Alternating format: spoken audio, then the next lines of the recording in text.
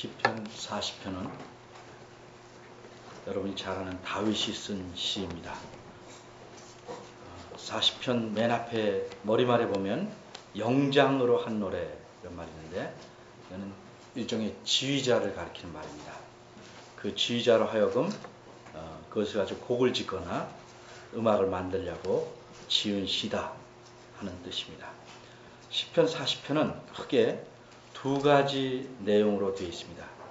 여러분이 보시다시피 17절까지가 시편 40편의 내용인데, 1절에서 11절까지는 하나님께서 주신 구원에 대한 감사의 내용을 담고 있습니다. 그리고 12절부터 17절까지는 하나님께서 자기를 구원해 주시길 위한 간절한 기도를 써놓고 있습니다. 금방 구원에 대해서 감사했는데 뭐 또 구원을 달라고 기도하는가? 잘 살펴보면 구원에 대한 감사는 과거에 하나님께서 자신을 어려움 가운데서 또 고통 가운데서 구원해 주신 것을 감사하는 내용이고, 그리고 나서 사람이 현재 살면서 또 어려움을 겪게 됩니다. 그렇기 때문에 앞으로도 전에 그러셨던 것처럼 하나님께서 저를 구원해 주십사 하는 기도를 드리고 있는 것입니다. 그러니까 과거에 자기를 구원하신 그 하나님께 감사하면서 그렇게 나를 구원하신 하나님이 이 어려움 속에서 나를 건져 주실 것을 기도하는 내용을 담고 있습니다. 근데 특별히 오늘 6절에서 8절은 지난날에 하나님께서 자신을 구원하신 그 은혜에 대한 감사를 말하면서 이 감사에 대해서 어떻게 표현할까를 말하고 있습니다. 하나님께서 나를 구원하신 이 은혜를 어떻게 감사할까? 특별히 그 앞에 5절에 보면 여호와 나의 하나님이여 주의 행하신 기적이 많고 우리를 향하신 주의 생각도 많습니다. 내가 들어서 말하고자 하나 주의 앞에 열거할 수도 없고 그 수를 셀 수도 없을 만큼 많습니다. 이렇게 말합니다. 그래서 이 큰 은혜를 어떻게 감사할까요? 라고 하는 그 생각을 갖고 지금 6절부터 말씀하는 것입니다. 그러니까 6절은 보시면 주께서 나의 귀를 통하여 들리시기를 뭐뭐뭐뭐뭐 하신지라 이렇게 되어 있습니다. 그러니까 마치 어떻게 감사할까 하니까 주님께서 음성을 들려주셨어요. 내 귀를 통해서 나는 이렇다. 이렇게 들려주신 것처럼 우리말은 표현하고 있습니다. 뭐 크게 말할 때 문제는 없지만 이 말씀의 뜻을 우리가 좀 잘 생각해 보려면 이 원래 성경에 쓰여진 의미가 무엇인지를 찾아야 훨씬 더 자세하게 알 수 있을 것입니다. 그래서 조금 따라오기가 힘드실 수 있겠지만 자꾸 성경을 보면서 하나님 말씀의 뜻이 무엇인지를 좀 생각해 봐야 할 것입니다. 6절의 맨 앞에 여러분이 혹시 개역 한글판 쉬운 성경 말고 이런 걸 갖고 계신 분들은 무슨 다른 성경 말고 주께서 나의 귀를 통하여 들리시기를 조그만 글자로 쓴 것이 혹시 있을 것입니다. 없는 분들은 이제 저와 다른 성경을 갖고 계신 거예요. 들리시기를이라는 조그만 말을 쓴 것은 원래 성경 원문에는 없다 이 말이죠. 없는 말을 그냥 이렇게 풀어서 설명하려고 이렇게 집어넣은 것입니다. 어쨌든 6절을 원문대로 우리가 차례대로 좀 살펴보겠습니다. 6절은 처음에 시작하기를 이렇게 시작합니다. 제사와 예물을 기뻐 아니하신다. 하나님께서는 제사와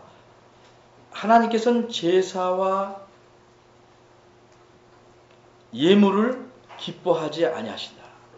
이게 직접적인 말로 되어 있는데 아주 직접 번역하면 이런 말이에요. 제사와 예물을 당신은 기뻐하시지 않습니다. 이렇게 나옵니다. 그리고 그 다음 말이 뭐냐면 두 귀를 당신께서 나를 위해 파셨습니다. 뜻입니다. 그리고 세 번째가 뭐냐면 번제와 속죄제를 당신은 요구하시지 않으셨습니다. 바꿔 말하면 6절은 이 다윗이 어떻게 하나님께 감사할까 하면서 하나님의 뜻이 무엇인지를 분명히 다시 한번 말하고 있는 거예요. 하나님은 제사와 예물을 기뻐하지 아니하신다. 그리고 나를 위해서 두 귀를 파셨다. 이게 우리말에 나의 귀를 통하여 들리시길 이렇게 바꿔놨어요. 세 번째는 번제와 속죄제를 당신은 요구치 아니하신다. 자, 이 내용을 우선 정리해 봅시다. 여기서 나온 말은 제사, 예물 기뻐하지 아니하시고 하나님은 번제와 속죄제도 요구하지 않으십니다. 근데 여러분 가만히 생각해보면 구약 시대에 이스라엘 백성에게 여러 가지 제사를 지내게 하셨죠. 근데 왜 하나님은 기뻐하지 않으면서 요구하셨을까? 그러니까 말귀를 잘 알아들어야 됩니다. 항상. 말을 무슨 뜻으로 이해하는가가 아주 중요해요. 아이들하고 친하게 지내고 싶어서 아저씨가 조그만 애들한테 말합니다. 난 너 친구다. 그랬더니 얘가 아주 알았어요. 그리고 그 다음부터는 아주 반말로 찍찍 말하고 막 애들 말로 기어 오르고 막 그러면 화가 나서 참다가 아저씨가 말해요. 내가 네 친구냐? 네, 말해요. 앞에서 말할 때 난 너 친구다. 그 말의 의미와 뒤에 내가 네 친구냐? 똑같은 말을 썼지만 내용들이 다른 거예요. 앞에서는 친하게 지내자 의미에서 친구다 이렇게 한 것이지 그렇게 말할 때 뭐예요? 그렇다고 예의를 무시하고 마구 할 것은 기대하지 않는 거예요. 그런데 친하다니까 아이들의 생각은 이제 마구 하니까 그 다음에 그것을 막기 위해서 그렇죠? 내가 네 친구냐 이렇게 말한 거죠. 하나님께서 제사 여러 가지 제사와 예물을 요구하신 것은 실상은 그 예물을 드린 자의 마음을 원하시는 거죠. 예물 자체만을 바치길 원하는 것 아니에요. 사람도 대접할 때 대접하는데 정말 대접하고 싶어서 대접하는 건 잘 받지만 마음은 대접하기 싫은데 모양만 내려고 하면 그거 먹는 사람이 알고 먹겠어요? 차라리 내가 라면 끓여 먹지. 어떤 무엇을 요구할 때는 그것에 걸맞는 내용이 안에 있기를 기대하는 겁니다. 예배나 하나님께 요구하는 모든 것은 형식 자체만을 하나님이 요구하는 것이 아니고 그 안에 알맹이를 담아서 그 형식으로 드리기를 원하는 것이다. 뒤에 다윗 왕 다음에 이사야 시대에도 하나님이 이스라엘 백성을 향해서 아주 화를 내십니다. 차라리 제사를 드리지 마라. 너희는 내 마당만 성전에서 마당만 밟는다. 누가 그런 것을 너에게 요구했느냐 이렇게 말. 하나님이 달라고 그랬죠. 제사하라고 그랬죠. 근데 이 사람들은 제사할 마음은 없고 그저 모양만 채우는 거죠. 그래서 겉은 잘 맞춰요. 그러니까 하나님이 속을 보시고 그런 거 가져오지 마라. 난 피곤하다. 이렇게 말씀하시죠. 여기서 말씀하는 뜻은 제사와 예물을 기뻐하시지 않는다. 번제와 속죄제를 요구치 않는다는 말은 그 형식만 갖춰드리는 것 원하지 않는다. 하나님께 감사합니다. 그리고 마음은 없이 제사만.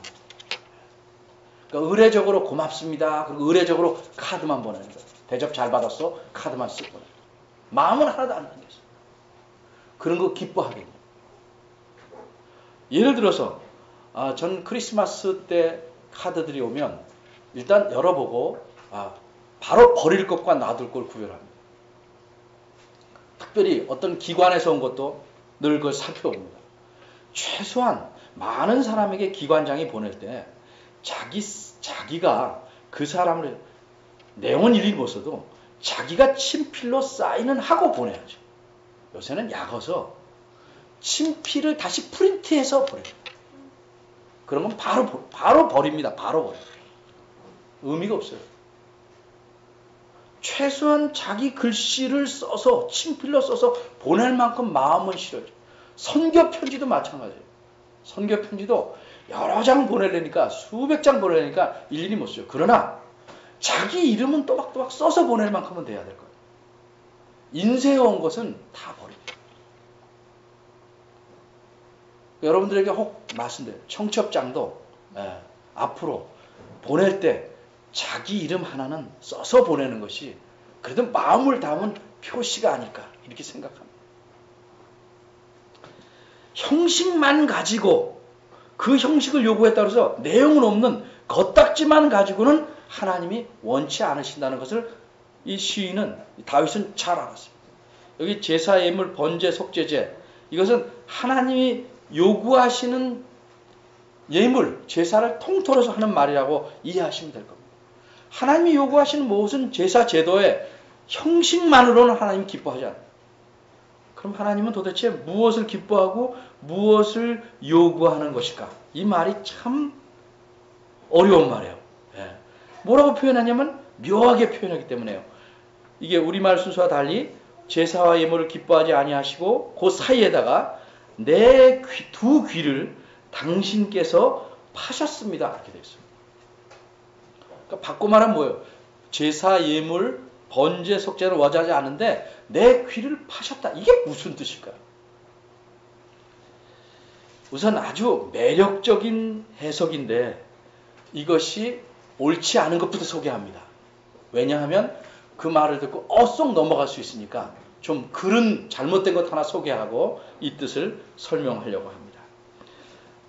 구약시대에 보면 종이 이제 상전하고 살다가 일정 기간이 되면 마음대로 그 종을 내보낼 수 있어요. 근데 이 종이 나가서 혼자 살아봐도 이 주인 밑에 있는 것만큼 좋을 수가 없어요.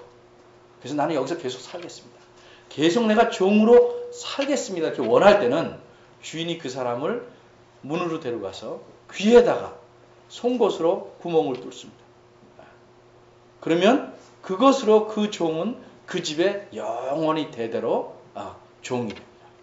그러니까 귀에 송곳으로 구멍을 뚫는다. 이 말을 따서 내 귀를 당신께서 나를 위해서 구멍을 뚫었습니다. 이렇게 이해하는 사람도 있어요. 근데 그것이 맞지 않는 이유는 여기서 말한 나의 귀는 두 귀를 말해요. 두 귀. 근데 종을 영원히 그 두 개 하기 위해서 구멍을 뚫는 건 한쪽 귀예요. 어떤 귀인지 모르지만 한쪽 귀만 그런 거예요.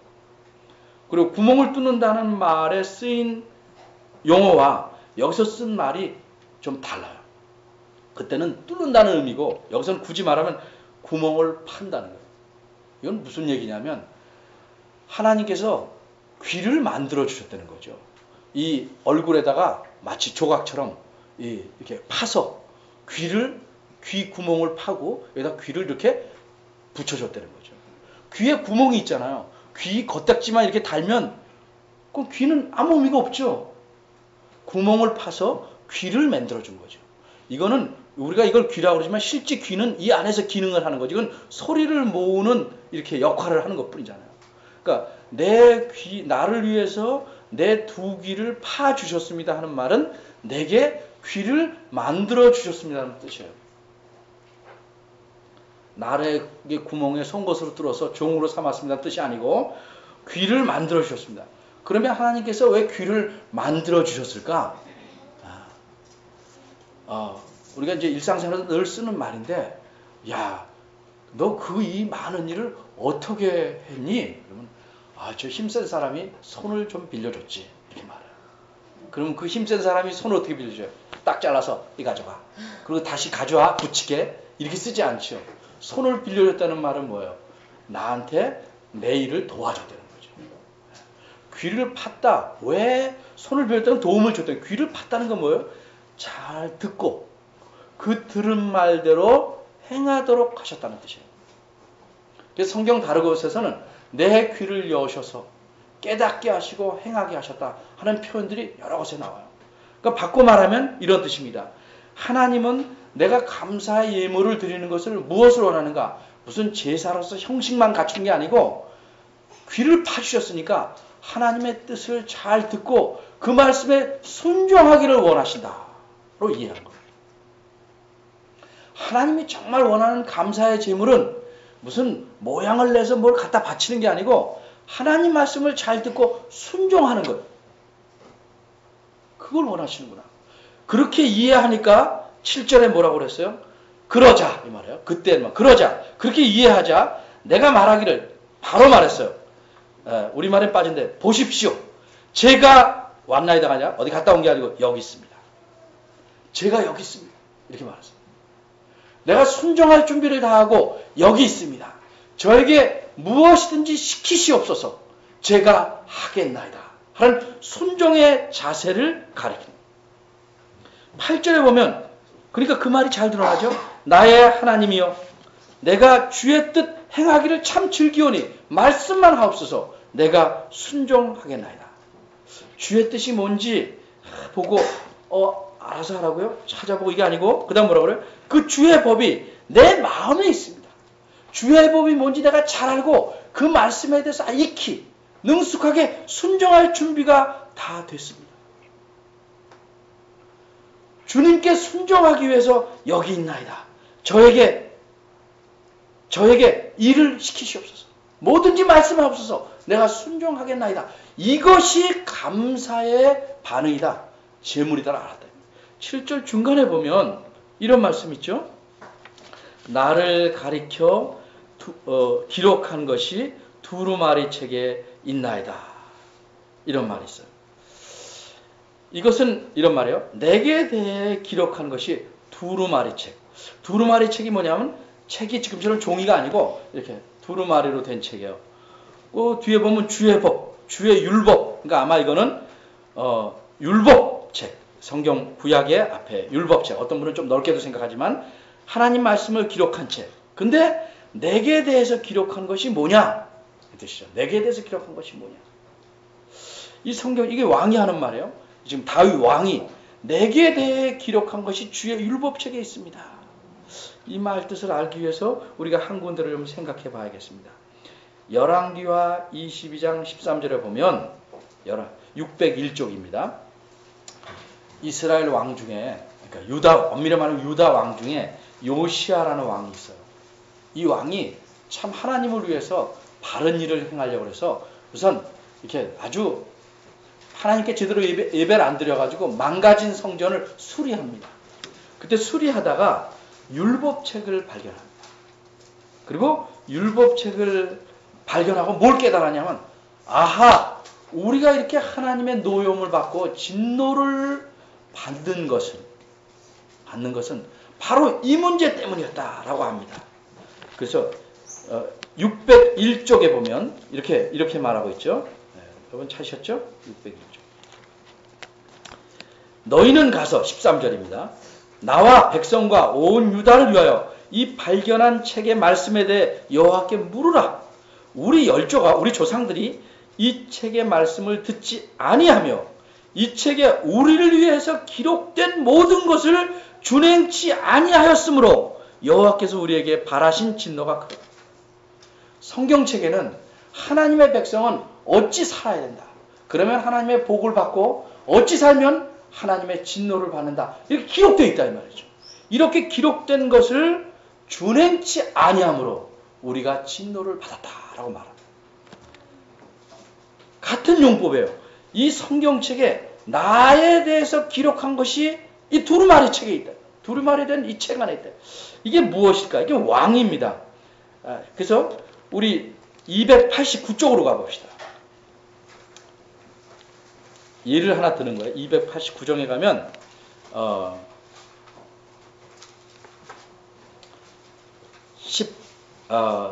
14절부터 쭉 보면 가나안 땅에 들어가서 이스라엘 백성이 우리한테도 왕을 세워 주옵소서 이렇게 막 의견이 뜻이 나타나면 왕으로 세우라. 근데 어떤 왕으로 세우냐? 외국인은 안 되다. 타국인은 형제 중에서 세우다. 그러면 왕은 어떻게 하냐? 왕에 대한 말을 많이 두지 말라. 자기를 부하게 또 싸움을 하기 위해서 말을 많이 두지 말라. 말을 많이 얻으려고 백성을 애굽으로 돌아가게 하지도 말라. 또 17절엔 아내를 많이 둬서 마음이 미혹하게 말라요. 은금을 자기를 위해서 쌓아두지 말라. 이런 왕을 위한 규정이 있어요. 왕위에 오르면 그럼 어떻게 해야 되냐? 거기 있죠? 레위 사람 제사장 앞에 보관한 이 율법서를 등사하여 다시 써서 평생에 자기 옆에 두고 읽어서 하나님 경외하기를 배우고 율법의 모든 말과 규례를 지켜 행해라. 교만하지 말고 이 말씀대로 행하라. 그러면 그의 자손의 왕위에 있는 날이 장구하리라. 이렇게 왕에 대해서 기록한 글이 있다. 그러니까 다윗이 이렇게 말하는 거예요. 자신이 왕이니까. 이 성경에 이 왕이 나에 대해서 기록한 것이 있다. 이 말씀대로 내가 순종하겠나이다. 이것이 하나님께서 나를 구원하신 그 은혜에 대한 감사의 표시다. 내가 하나님께 무슨 제물을 많이 드리는 것, 이것보다 중요한 것은 하나님께서 주신 말씀에 따라 순종하는 것이다. 이렇게 이해하는 거예요. 그래서 제가 순종하겠나이다. 하나님께서 귀를 파서 귀를 만드시고 깨닫게 하신 것은 하나님 말씀에 순종하게 한 것이다. 이렇게 이해한 거죠. 요렇게만 이제 이해하고 나면 6, 7, 8절은 잘 이해한 거예요. 근데 문제는 여기서 이제 설교가 반이 된 거예요. 반을 더 해야 됩니다. 그러니까 이제 성경을 쉬운 면도 살펴봐야 되지만 성경은 하나님 말씀이기 때문에 가급적 우리가 일생을 다 투자해서 자세히 알아야 돼요. 하나님 뜻을 보다 분명히 알면 할수록 순종을 잘할 수 있고 훨씬 자유로울 수 있어요. 하나님 말씀을 조금밖에 모르니까 아주 경직되고 굳은 삶을 살 수밖에 없는 거예요. 여러분 그렇잖아요? 어떤 일을 하는 방법도 딱 하나만 알면, 그것도 아주 미련한 방법 하나만 알면, 이를테면 못을 박는데 손으로 박아야 된다고만 고장한 사람은 그거 박기 위해서 얼마나 힘들게요. 자기의 차력사도 아닌데 이런 못을 박아봐야 피나고, 그래도 이 방법뿐이 모르면 이걸로 하죠. 그 다음에 깨달은 게 뭐예요? 벽돌로 박으면 되겠다. 벽돌로. 근데 뭐예요? 장도리로 박으면 안다. 더 좋은 건 기계로 쭉 하면 쭉 들어가죠. 방법을 다양하게 알면, 그렇죠? 훨씬 편하고 자유로운 거죠. 하나님 뜻을 많이 알면은 우리를 올가매는 게 아니고 참으로 자유로워져. 하나님 뜻을 조금밖에 모르는 사람들이 대부분 굳고 경직되고 남을 정죄 잘하고 자기도 늘 굳게 살아요. 얼굴에 늘 굳은 표정, 늘 경건해 그 사람. 늘 조각상 같아. 늘 웃어도 경건하게 웃어야 돼. 짧게 두 번. 그리고 그치. 막 목젖을 보이게 웃으면 경건하지 않다고 생각합니다. 왜? 하나님 뜻을 너무 조금 알아서. 전혀 모르는 사람보다 낫지만 조금 알으면 신앙생활의 폭이 매우 좁고 인생살이가 늘 힘들어요. 참 하나님 나라의 맛을 이 땅에서 살면서 느끼질 못하고 빨리 죽어야지. 빨리 죽어. 그래야 좋은 곳에 가지. 이곳에서 이미 천국의 맛을 충분히 다 보고 오라고 하시는데 그걸 안 보고 빨리 가겠다는 생각만 하는 거예요. 빨리 가겠다. 빨리 가면 더 좋은 줄 알죠, 저도. 근데 이 땅에서도 충분히 살기에 좋다 이 말이에요. 손에 갖고 놀 거, 먹을 거 많아 좋은 게 아니고 하나님과 함께하는 삶이 이 땅에서부터 누릴 수 있기 때문에 훨씬 좋은데 왜 못하냐? 하나님 뜻을 조금 알아요. 그러니까 문제가 생겨요. 이 말씀이 여기서 끝나고 신약 성경에서 전혀 연결이 안 되면 뭐 여기서 설교를 끝내도 문제가 없어요. 3절짜리인데. 근데 하필 이 말씀을 가지고 히브리서를 쓴 성경 기록자가 이 말씀을 예수님이 하신 말씀으로 또 연결시켜 놨네. 그거 생각 안 할 수가 없어요. 그래서 사사신 못해도 기본적인 것은 생각할 수밖에 없어요. 여기 손가락 하나를 꽂든지 뭘 하나 찔러놓고 히브리서 10장으로 갑니다. 히브리서 10장 5절로 갑니다. 그러면 여러분 성경 363쪽입니다. 신약성경 363쪽.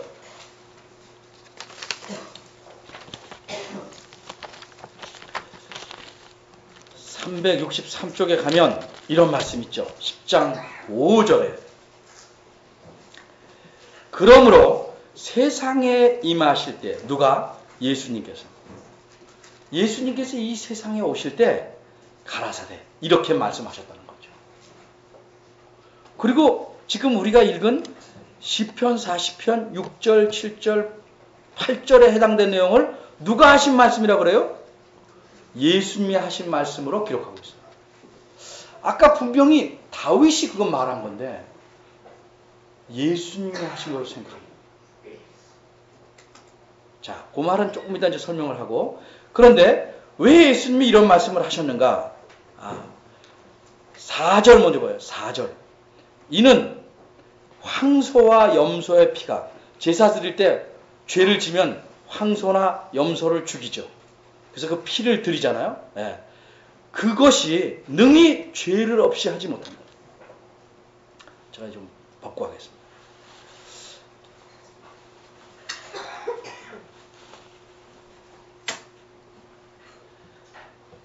그러니까 구약시대에 말하던 제사에 드리는 제물 가지고는 사람들의 죄를 씻는 것이 아니다. 생각을 해보세요. 사람들의 죄를 지면 사람들이 죽어야 되는데 대신 소가 죽는다고 사람이 죽는 건 아니죠. 그럼 그런 제사는 무엇을 기억하게 하는 것이냐? 어떤 의미가 있는 것이냐? 10장 1절에 보면 히브리서, 이거 율법에서 말한 것, 율법은 장차 오는 것의 그림자다. 장차 올 일을 미리 보여주는 그림자와 같은 것이다. 그러면 그 제사들의 진짜 실체는 무엇이냐? 그 제물의 실체는 뭐냐? 예수 그리스도라고 말하는 거죠. 예수 그리스도께서 이 땅에 오셔서 죽으심으로 모든 죄를 없이 하시는데, 그렇게 하실 것을 미리 다른 동물들의 제사로, 죽음으로 미리 이렇게 모형으로 보여줬다는 거죠. 그림자로. 그래서 예수님 말씀하시기를 이렇게 말씀해요. 하나님이 제사와 예물을 원치 아니하신다. 6절에는 전체로 번제함. 번제라는 건 전부 드리는 거예요. 번제함과 속죄제도 기뻐하지 아니하신다. 이건 우리 앞에서 봤던 얘기예요. 근데 중간에 하나님께서 나를 위해서 귀를 파셨다는 말 대신에 뭐라고 그랬어요? 나를 위하여 한 몸을 예비하셨다로 말이 바뀌었어요. 이게 좀 어떻게 된 것이냐? 그래서 여러 가지 학설들이 있는데 그 모든 걸 소개할 수는 없고, 가장 이 성경 말씀을 잘 이해했다고 하는 내용으로 중심으로 말씀을 하겠어요. 구약 성경은 여러분이 잘 아는 대로 히브리어로 쓰였어요. 히브리어로. 네. 그리고 그 구약 성경을 보고 히브리어를 모든 사람이 다 아는 게 아니니까 옛날 사람들이 그 성경을 알기 위해서 그 유대 사람들이 쫓겨다니면서 저쪽 애굽에 가서, 이집트 옆에 수단 이런 데 가서 흩어져 살았어요, 옛날에. 근데 그 사람들은 오래 거기서 사니까 히브리어를 몰라요. 그러니까 이 히브리어를 아는 학자들을 초청해서 그 자기네들을 위해서 성경을 번역하게 했어요. 그게 최초의 성경 번역이에요. 우리도 원래 쓰인 히브리어를 이렇게 한글로 번역하고 원래 신약에 쓰인 헬라어를 이렇게 한글로 번역한 거잖아요. 이걸 번역했다고 그러는데, 어린이들도 우리 순교관에 가서 그 번역한 성경 봤잖아요. 이렇게 그런 내용들을 봤죠.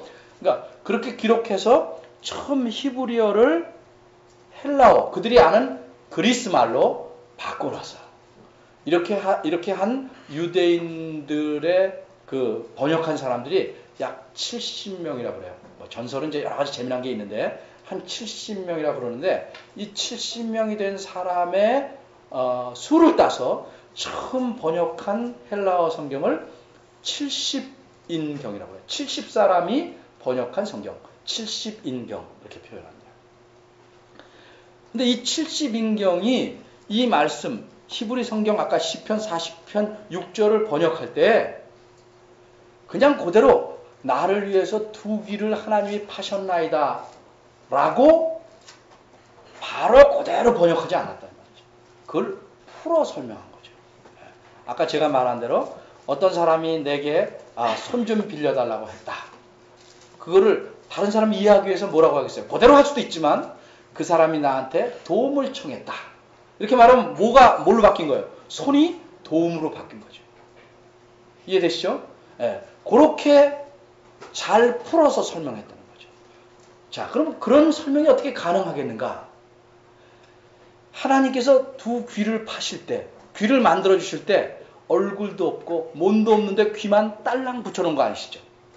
귀를 만들어 놓으셨다 하실 때는 뭐예요? 얼굴이 있는 것이고, 얼굴이 있으려면 뭐예요? 얼굴이 있으려면 얼굴만 당당당 있고 몸은 없는 거 아니잖아요. 그죠?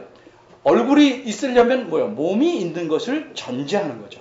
그러니까 귀를 팠다는 건 내 몸에, 얼굴까지 포함하면 내 몸에 귀를 파는 것이니까. 그러니까 결국은 귀를 팠다는 말은 뭐예요? 내 몸을 준비해 놨다는 거예요. 왜 이렇게 통할 수 있냐면 귀를 파서 소리를 듣고 그 말씀에 순종하려면 뭐가 있어야 돼요? 몸이 있어야죠. 이해되시죠? 그러니까 그 말을 풀어서 귀를 팠다는 말을 잘 이해한 것이죠. 자, 다른 예를 하면 유라한테 제가 목사님 마시게 물 좀 떠와라. 그러면 어떻게 떠올려요? 유라 가서 종종종종 가서 저기 수채구역에서 뚜껑 열어가지고 거기 있는 물을 퍼서 이렇게 안 가져올 거예요. 그죠? 깨끗한 물을 가져올 거죠. 근데 깨끗한 물도 손에다 안 담아오죠. 물 가져라 그런다고 그래서 자기 입에다가 쭉 그래가지고 왔어 이렇게도 안 할 거예요. 네. 다 알아들으니까 물을 어떻게 가져올 거예요? 당연히 컵에다가 더우실 거다 생각해가지고 겨울에는 따뜻한 물, 여름에는 시원한 물 이 정도는 다 생각한단 말이에요. 떠다가 컵도 조금 더 예의가 있다면 밑에 받침을 받쳐서 달랑달랑 가져올 거죠. 그죠? 물 가져라는 말이 무슨 뜻인지 다 알고 이렇게 행한다는 말이죠. 그러니까 귀를 팠다는 말을 충분히 이해를 했죠. 귀를 판 거는 잘 듣고 행하라는 거니까 결국은 하나님이 귀를 파서 잘 듣고 행하라는 건 뭐예요? 한 몸을 준비해 주셨다. 순종할 한 몸을 준비해 주셨다라고 이해한 거죠. 그러니까 이 말 뜻이 잘 이해한 것이라고 생각했기 때문에 이 히브리서를 쓴 성경 기록자는 저자는 이 말씀을 이해한 말을 가지고 온 거예요. 그러니까 예수님께서 이 땅에 오실 때 예수님은 원래 이 땅에 오시기 전에 뭐예요? 하나님이시죠. 하나님의 아들로서 신이시잖아요. 육체가 없으시죠. 근데 이 땅에 오실 때 하나님이 어떻게 하셨어요? 내게 한 몸을 준비해 주셨어요. 그래서 그 몸을 통해서 뭐가 된 거예요? 사람이 되단 말이에요. 사람이. 근데 왜 사람이 되게 하셨어요? 왜 사람이? 하나님 앞에 속죄자 되물라고 아니고 하나님의 뜻에 순종하라고. 그래서 그 다음 말이 뭐예요? 그래서 7절에 그 뜻을 아니까 예수님이 하나님께 말했어요. 내가 말하기를 하나님이여 보옵소서. 두루마리 책에 나를 가리켜 기록한 성경, 이게 구약 성경에 넓게 말한 거죠. 구약 성경에 예수님에 대해서 말씀하신 것처럼 하나님 뜻을 행하려고 내가 이 땅에 왔나이다. 그래서 이 땅에 오셔서 누구를? 자기 자신을 하나님 뜻에 순종해서 제물로 바쳤죠. 자기 생명을 많은 사람들의 죄를 위해서 바치셨죠. 이렇게 바침으로써 뭐예요? 모든 사람의 죄를 영원히 단번에 씻어버리셨어요.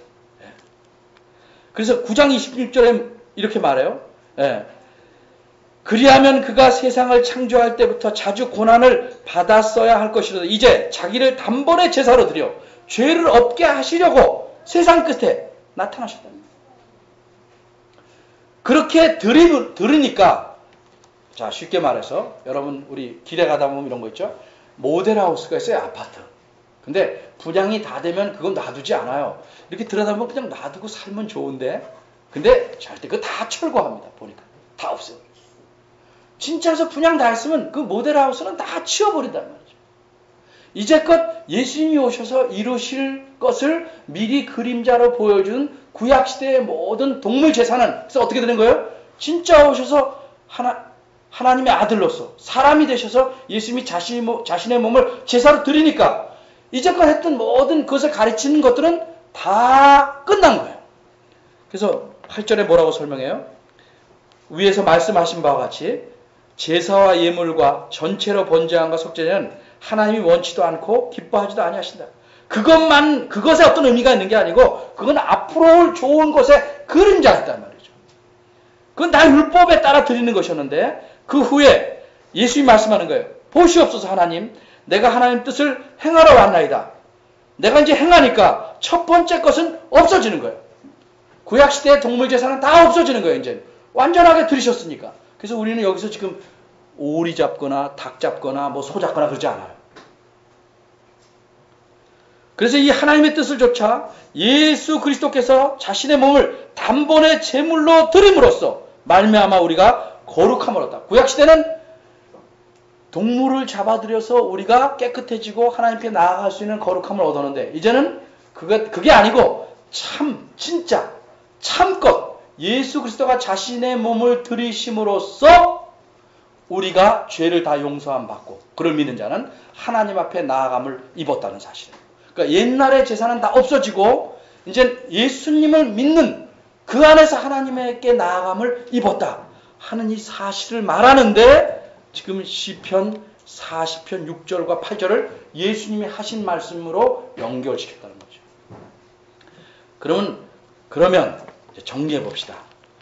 그러면 이 히브리서를 기록한 분이 그 시편 40편에 한 말은 다윗의 말인지는 모르고 예수님의 한 말로 이해했을까? 그거 아니죠. 그건 다윗의 말인 줄 잘 알죠. 그런데 왜 성경에 있는 그 말을 예수님이 한 말로 따왔을까? 둘이 연관이 있다는 거죠. 자, 다윗이 뭐라고 말했냐면 하나님의 뜻을 설명하고 내가 하나님의 뜻의 왕으로서 다 순종하겠나이다. 나를 바쳐 순종하겠나이다. 그렇게 말했어요. 근데 이제 우리가 성경을 충분히 이해를 못해서 그런데 자꾸 이해하면 구약시대의 그 제사, 동물의 제사라는 것은 앞으로 오실 예수님이 드릴 제사를 미리 보여주는 것처럼, 미리 보여주는 그림자 역할을 한 것처럼, 구약시대의 다윗과 같은, 솔로몬과 같은 왕의 직분, 하나님이 세우신 직분을 가진 자는 앞으로 이 다음에 참 왕으로 오실 그분의 그림자 역할을, 왕이 하나님의 뜻에 절대적으로 순종한다는 것은 비록 작은 부분이지만 장차올 참 왕의 하실 일을 미리 보여주는 것이에요. 구약시대의 제사를 드리는 것이 죄를 없이 하진 않지만 하나님이 죄를 없앤 것으로 이 다음 거를 그리스도의 제사를 생각해서 미리 여겨주신 것처럼 다윗이 직접 하나님께 순종하지만 이 순종은 결국 장차 오실 왕의 순종을 미리 나타내는 것이에요. 조금 달리 말하면, 참 어린이들 참 힘든데 잘 듣고 있어요. 모델하우스에 들어가면 실제로 들어갈 집의 모양과 안의 구조를 미리 보여주는 것처럼, 다윗이 진짜 한 말은 자신의 말이기도 하지만 동시에 무엇을 보여주냐면 장차 오실 왕 그리스도의 하실 일을 미리 표현해 주는 것이랍니다. 이런 의미에서 다윗이 한 말을 그대로 끌어다가 예수 그리스도가 하신 말로 갖다는 것이다. 열심히 주무시는 분도 계시고, 자, 좀 힘든지는 알아요. 자, 그런데 그러니까 결국 우리가 요약하면 다윗이 하나님께서 구원을 이루신 그 구원에 감사하기 위해서 하나님께 어떻게 예물을 드릴까? 딴 것이 아니고 하나님이 요구하시는 것은 나다. 나의 순종이다. 이것을 잘 하신 예수 그리스도는 구원을 이루기 위해서 하나님 뜻이 사람들을 구원하는 거예요. 하나님 뜻에 순종해서 자기 목숨을 희생제물로 주셨죠. 이 은혜 때문에 우리는 구원을 얻는 거예요. 이 은혜 때문에 우리는 거룩함을 얻고 죄사함을 얻어서 하나님 앞에 나아갈 수 있는 거예요. 그러니까 하나님께서 어느 시대든 우리에게 요구하는 것, 구원받은 우리에게 요구하는 것, 너희들이 정말 내가 너희를 구원하고 죄 용서함을 주고 너희들 내 자녀 만든 것을 감사한다면 무엇을 내게 주겠냐? 생각해보는 거죠. 하나님이 요구하는 건 뭐? 그냥 여기 와서 예배하는 척하고 앉는 거 아니에요. 이걸 없애려는 게 아니에요. 몸만 나와서 가만히 있고 딴 생각하는 것, 그건 동물만 드리고 아무 마음이 없는 것과 똑같은 거예요. 그러니까 로마서 12장에 가면 뭐라고 그래요? 너희 몸을, 너희 자신을 산제사로 드리라! 이렇게 말하죠. 우리 삶 속에서 하나님의 말씀에 순종하지 않으면서 여기 와서 예배만 예쁜 척하고 있는 것은 실은 가증스러운 거예요. 아 그래 그럼 다음부터 예배 나오지 말지. 그런데 아닌 줄 알죠. 예? 우리 예배라는 건 우리 삶 속에서 하나님께 순종한다는 것을 다짐하고 그 순종한 것을 모아서 하나님 앞에 드리는 우리 자신을 드렸음을 표현하는 표시예요. 그러니까 예배에 어떤 마음을 갖느냐가 삶의 꽃봉우리예요. 꽃봉우리. 예배를 달라 이런 사람은 삶에서 이것보다 더 나은 삶을 살 수가 결코 없어요. 그 예배하는 사람의 마음 자세가 삶을 전체 응집시켜 놓은 거랍니다. 하나님이 우리에게 요구하시는 것은 여러분의 재물이 아니에요. 여러분의 재능이 아니에요. 여러분의 무엇 가진 거 아니에요. 그것도 하나님이 다 주시는 거예요. 그거. 하나님께서 정말 원하시는 건 여러분의 순종이에요. 자발적인 순종. 하나님의 뜻에 자발적으로 나를 바쳐서 순종합니다. 여기 9절 10절에 보면 시편 40편 다윗이 이렇게 말했어요. 내가 대회 중 많은 사람이 모인 데서 의의 기쁜 소식을 전했습니다. 내가 내 입술을 닫지 않고 계속 하나님께서 베푸신 의와 그의 성실과 구원을 선포했고 10절입니다. 주의 인자하심과 주의 진리를 감추지 않고 다 선포합니다. 우리 삶 속에서 하나님이 원하시는 것은 우리 삶 속에서 그분 뜻대로 행함으로써 그분의 구원과 그분의 의와 진실과 신실함을 드러내는 것이에요. 하나님은 우리를 원하셔요. 여러분과 저를 원하셔요. 여러분이 가진 무엇을 원하시는 게 아니에요. 여러분과 저가 하나님 자신의 하나님의 뜻에 순종하기를 원하셔요. 여러분 자신을 다 바쳐서 순종하기를 원하십니다. 얼마나 감사하는가? 그거는 내 순종과 정비례합니다. 감사함이 없으면 순종하는 모양을 갖춰도 뭐예요? 자발, 감사해야 하는 거 아니죠. 억지로 하는 거죠. 그런 것 원하시지 않습니다. 감사하는 만큼, 그러니까 구원에 대해서 정말 감사하는 만큼 순종하게 되는 거죠. 고마운 만큼 대접하는 것과 똑같아요. 저 사람이 나를 어떻게 대접하는가 마음을 실어서 그것 보고 저 사람이 내게 어떤 마음을 갖고 있는가를 사람도 알지요. 사람도 알죠. 어떤 사람은 정말 돈이 없어요. 그래도 라면 한 끼 사도 참 기쁘게 그건 고기상을 차린 것보다 더 기쁠 수 있죠. 마음을 아니까. 종종 시골에 가면 목사님들이 요새는 뭐 그런 집 없을 수 있겠지만 목사님이 신방 온다고 어떤 할머니가 자주 나오는 예화예요. 미리 해가지고 이게 여름에 쉬잖아요. 쉰 죽을 내놨대요. 먹을 게 그뿐이 없습니다. 근데 쉰 냄새가 나는데도 목사님은 먹어야죠. 마음 때문에. 그리고 이제 부지런히 어디 다녀야 되겠지만. 그 마음이죠. 하나님이 요구하는 건 우리예요. 우리. 여러분이 대해서는 형식. 안에 내용이 없는 형식을 원하시지 않아요. 그러니까 괜히 겉을 맞춰서 하려고 그러지 말고 진심으로 감사한 만큼 우리 자신을 맞춰서 순종하는 데 힘써야 돼요. 이게 하나님이 우리에게 원하십니다.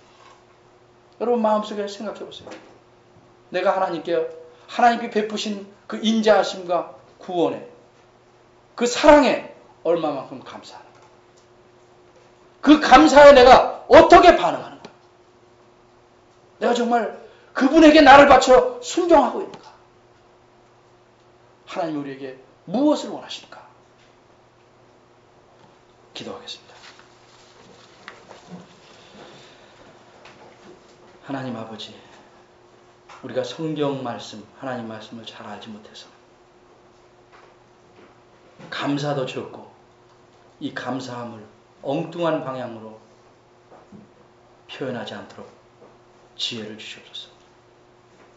하나님께서 진정 우리에게 원하는 것이 무엇인지를 깨달았사오니 우리의 삶으로 우리의 두 손으로 우리의 온몸을 다해 하나님을 찬양하고 하나님 말씀에 순종하는 저희들 되게 하시옵소서.